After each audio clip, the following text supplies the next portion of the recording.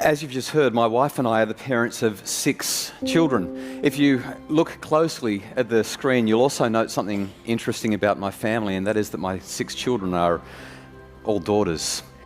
But this is Chanel with a couple of her friends in our kitchen goofing off, and Chanel's just turned 17. I was driving to work with her, and I could tell as she drove that she was not happy. It might have been the way that she revved through the 6 gears on her way to top speed in the 60 zone, and she just wasn't happy. And I commented, I said, Chanel, you seem like you're unhappy. And she rolled her eyes, and I said, I get a sense that you're unhappy with me. And she said, yes, Dad, I am. And I said, I'm so glad that you've told me that. Could you tell me why? She said, well, sure. Today I found out that 2 weeks ago, all of my friends had a party and they didn't invite me, and I only just found out about it today. And when I asked them why they didn't invite me, they said, well, because it was the kind of party that Dr. Justin Coulson wouldn't have approved of. And for those of you for whom the penny didn't drop, I'm Dr. Justin Coulson. And straight away I felt so bad for her. I thought, oh my goodness, my parenting is causing my daughter to be ostracized and isolated and to feel horrible and to miss out on opportunities to be with her friends.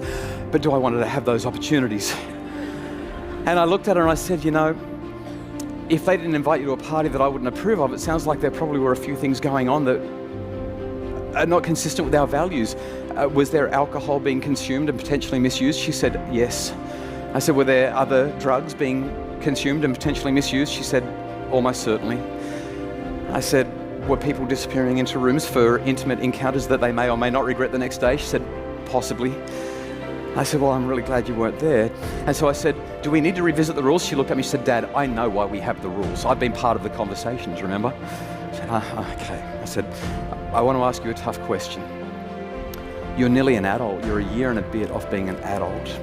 Now, I think these are good rules, but do we need to rethink the rules?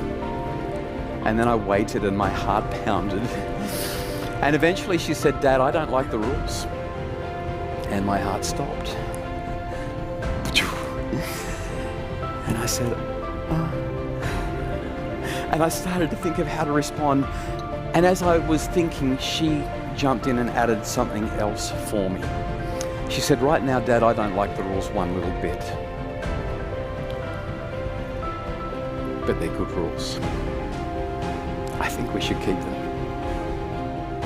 This is the kind of line that every parent dreams of hearing from their kids. The heavens opened and the angels started singing, and I just wanted to hug her. I was like, yes. If you paid attention to the story, you don't get it by saying, well, damn it, they're good rules and I expect that you will keep them. That's part of being in this family. That's called control. And that's not how we get to this point. Instead, we get it through this thing called autonomy. Force creates resistance.